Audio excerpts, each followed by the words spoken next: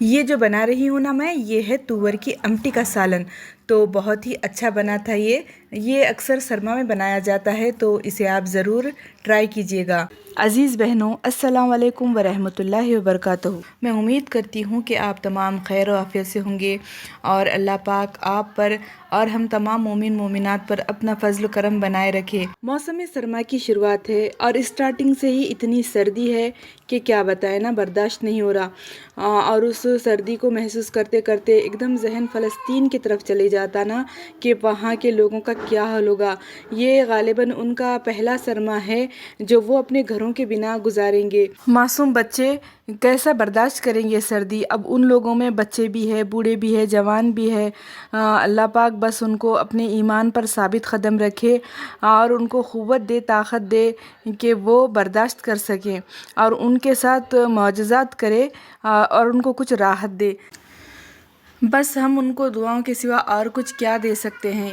دعا ہی تو ہے مومن کا ہتھیار۔ تو بس آپ بھی اپنی دعاؤں میں فلسطین کے بچوں کو، ہر مومن مومنات کو یاد رکھیے۔ تو یہاں پر میں بنا رہی تھی وہ امٹی کا سالن۔ تو جو آپ کو یہ کوکر نظر آ رہا ہے نا، وہ 5 لیٹر والا ہے۔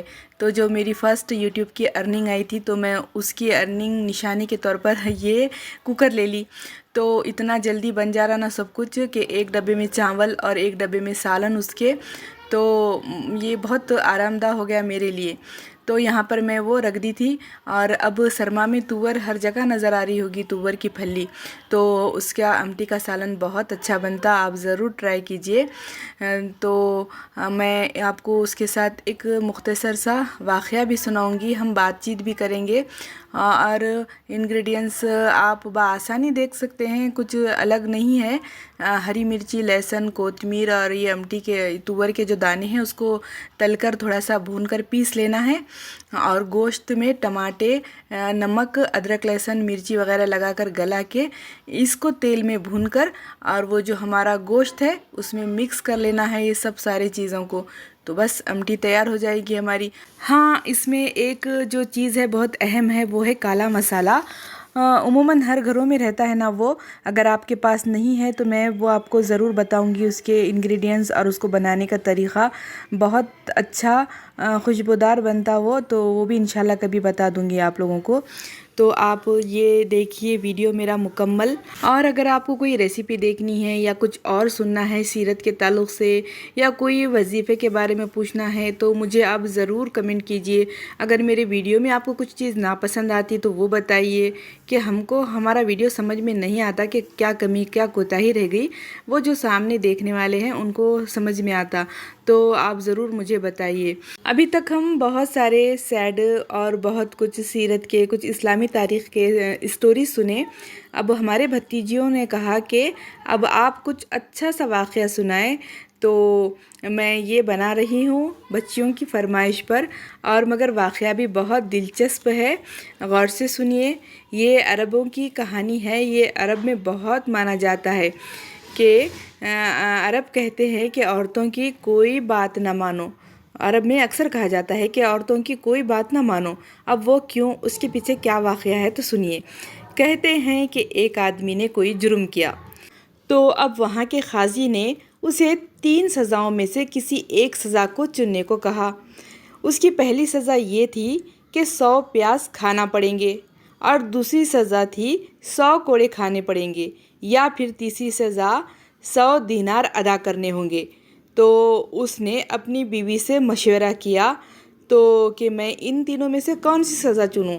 تو اس کی بیوی نے کہا کہ تم پیاز کھا لو، یہ تو شہد کے برابر ہے۔ آدمی نے پیاز چن لیا اور کھانا شروع کر دیا، مگر جب وہ کھانا شروع کیا تو 65ویں پیاز کے بعد اس کی آنکھیں باہر آ گئیں، اور اس نے اعلان کیا کہ وہ مزید پیاز نہیں کھا سکتا۔ اس نے دوبارہ اپنی بیوی سے مشورہ کیا، تو اس نے کہا کہ اگر آپ پیاز نہیں کھا سکتے تو ایسا کرو، 1 گھنٹے کا درد برداشت کر لو، یعنی کہ آپ کوڑے کھا لو، بہتر ہے روز روز کے درد سے۔ تو آدمی نے کوڑے کھانے کو چن لیا کہ میں مار کھا لوں گا۔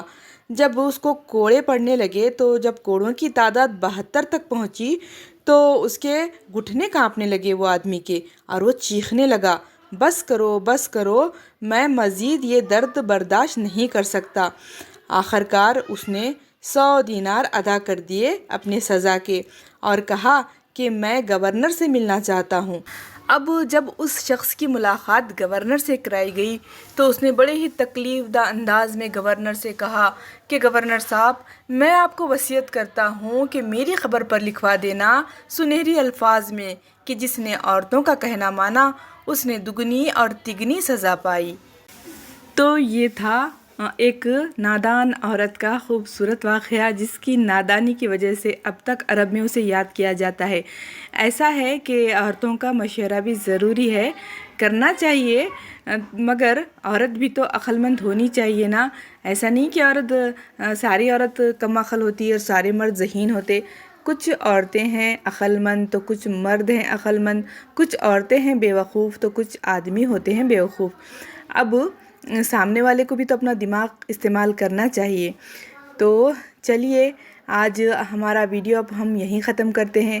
انشاءاللہ اب میری کوشش رہے گی کہ میں زیادہ سے زیادہ آپ سے بات چیت کرتی رہوں۔ تو پھر ملتے ہیں، اللہ حافظ۔